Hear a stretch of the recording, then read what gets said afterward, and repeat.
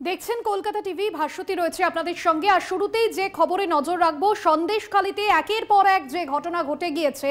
এবার সন্দেশখালী নিয়ে উদ্বিগ্ন জাতীয় মহিলা কমিশন। ইতিমধ্যেই নির্বাচন কমিশনকে চিঠি দেওয়া হয়েছে। জাতীয় মহিলা কমিশনের চেয়ারপারসন রেখা শর্মা ইতিমধ্যেই তিনি চিঠি দিয়েছেন। সন্দেশখালী যেতে চেয়ে কমিশনকে চিঠি পাঠানো হয়েছে। আপনাদের জানিয়ে রাখবো, লোকসভা নির্বাচনের আগে থেকেই রাজ্য রাজনীতির শিরোনামে বসিরহাট লোকসভা কেন্দ্রের সন্দেশখালী বিধানসভা। আর আমরা দেখলাম যে ভোটের দিনও কিন্তু বারবার উত্তাপের ছবি সন্দেশখালীতে। বিজেপি প্রার্থী রেখা পাত্র যখন তিনি যান সেখানেও কিন্তু একেবারে উদ্বিগ্ন পরিস্থিতি তৈরি হয়। গ্রামবাসী এবং তৃণমূলের যারা কর্মী সমর্থক তাদের মধ্যে যে বচসা পরিস্থিতি তৈরি হয় এবং গ্রামবাসীরা যে অভিযোগ বারবার করেছিলেন যে সেখানে কোথাও গিয়ে তারা ভোট দিতে পারেননি শান্তিপূর্ণভাবে।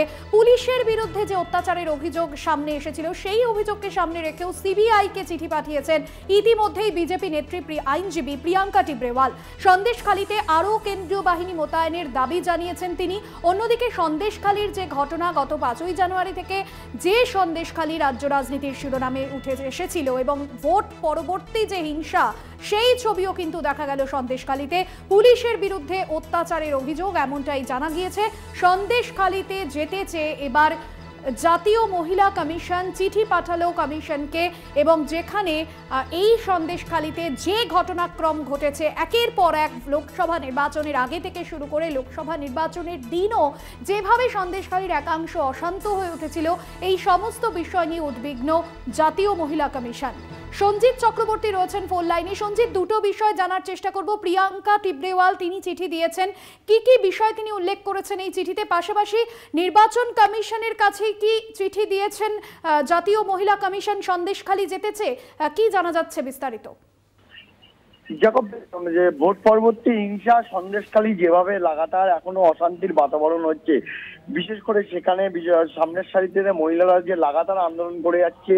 আর যে 1 জুন যে শেষ দফা নির্বাচনে যেভাবে একের পর এক সংঘর্ষ হয়েছে তৃণমূল বিজেপির মধ্যে, যেখানে পুলিশই আক্রান্ত হয়েছে, এমনকি কেন্দ্রীয় বাহিনী গিয়ে সেখানে কি নিস্তার পাচ্ছে না, এই নিয়ে কিন্তু একের পর এক যত সময় যাচ্ছে সন্দেশখালী যেন আরো উত্তপ্ত হতে শুরু করেছে। ইতিমধ্যে প্রিয়াঙ্কা টিব্রেওয়াল তথা বিজেপি নেত্রী, একদিকে আইনজীবী, তিনি বেশ কিছুদিন ধরে কিন্তু সন্দেশখালীতে একাধিক ক্যাম্প করেছেন। যেখানে নিজস্ব আইন 10 জন আইনের নির্দেশে 10 জন আইনজীবীকে নিয়ে নিজস্ব ক্যাম্প করার পরে প্রচুর অভিযোগ তাদের জমা পড়েছিল। সেই অভিযোগ একদিকে যেমন মাথায় রেখেছেন, অন্যদিকে এই নিয়ে সন্দেশখালীর লাগাতার যে অশান্তি বাতাবরণ হচ্ছে সেইটা নিয়ে ইতিমধ্যে কমিশন, যেমন জাতীয় মহিলা কমিশনকে চিঠি দিয়েছে, অন্যদিকে নির্বাচন কমিশনেও চিঠি দিয়েছে।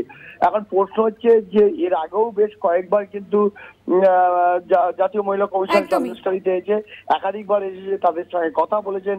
তাদের অভিযোগ নিয়ে একাধিক প্রশ্ন উঠেছিল। তুমি জানো, বারবার সন্দেশখালীর একটা অংশ মহিলারা তারা বলেছিল সাদা কাগজে সই করে নেওয়া হয়েছে জাতীয় মহিলা কমিশনের সামনে, অর্থাৎ যে চেয়ারপারসন ছিল রেখা শর্মার সামনে। অর্থাৎ এই সমস্ত বিষয় উল্লেখ করেই সঞ্জিত চিঠি দেওয়া হয়েছে। আপাতত ধন্যবাদ জানাবো। সঞ্জিত চক্রবর্তী প্রতিনিধি ছিলেন ফোন লাইনে।